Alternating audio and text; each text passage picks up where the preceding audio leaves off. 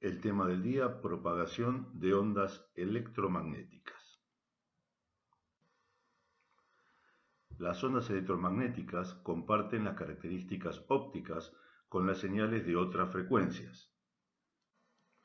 Dentro de estas características tenemos la reflexión, la refracción, la difracción y el enfocado, todas características que ya hemos analizado a lo largo del curso. El enfocado básicamente está relacionado con las características que tienen las antenas de concentrar energía en una dirección o en un lóbulo principal y lóbulos secundarios. La reflexión está relacionada con la característica de las ondas electromagnéticas de llegar a medios de distintas características de conducción y producir un rebote de la señal siguiendo determinadas direcciones. Por este motivo es que se utilizan las tierras artificiales, superficies conductoras por debajo de la antena, que le dan las características ideales a esa tierra para que se produzca el fenómeno de propagación. De esta manera, una onda que llega a un plano de tierra se denomina onda incidente, el ángulo respecto de la perpendicular se llama ángulo de incidencia y el rebote de la señal después de llegar al plano de tierra se lo denomina onda reflejada, manteniendo un ángulo llamado ángulo de reflexión que es aproximadamente igual al ángulo de incidencia.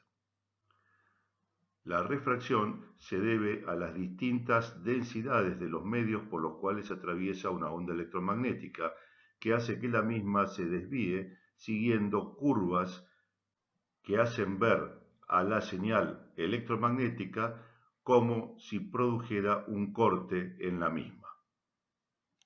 La refracción está directamente relacionada con un índice llamado índice de refracción. Ese índice de refracción es igual a 1 en el vacío y tiene valores más altos a medida que la densidad aumenta. Una onda incidente, cuando pasa por medios de distinta densidad, modifica su ángulo. A medida que la densidad aumenta, el ángulo respecto de la perpendicular va disminuyendo.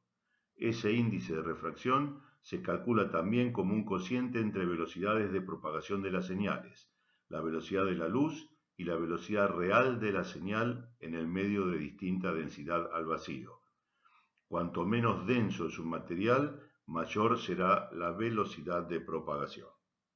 De esta manera, una señal incidente en parte será reflejada y en parte será refractada. La refracción sigue la ley de Snell, que relaciona los índices de refracción de cada medio con el seno del ángulo que forma una recta perpendicular con el plano de tierra. De esta manera, el índice de refracción en el vacío igual a 1 por el seno del ángulo de incidencia se mantendrá igual al índice de refracción en un medio más denso por el seno del ángulo de refracción en ese segundo medio. En el principio de difracción, una señal que pasa a través de un vórtice va a generar un tren de ondas que se va a sumar en fase o se va a restar en contrafase, produciendo un esquema de señales semejantes a las que se ve en esta foto, en la cual las zonas más claras indican suma de señales y las zonas más oscuras disminución o resta de señales.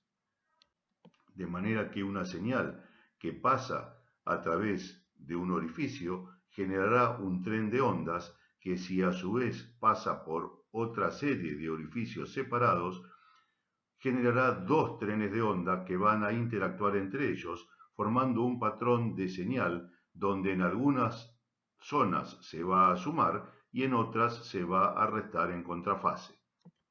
Eso es lo que permite la existencia de campos electromagnéticos más allá del radio horizonte, producto de la llegada de señal electromagnética a zonas de difracción.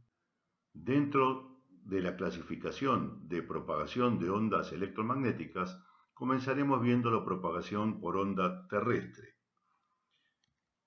La propagación por onda terrestre se descompone en la onda directa, que va en línea recta sin seguir la curvatura de la Tierra de antena a antena, y la señal u onda reflejada, cuyo reflejo se produce sobre la superficie de la Tierra. Ambas ondas, directa y reflejada, coexisten. La suma de la onda directa y reflejada recibe el nombre de onda de espacio. Por otra parte, la propagación puede seguir la curvatura de la Tierra de antena a antena, conformando la llamada onda de superficie.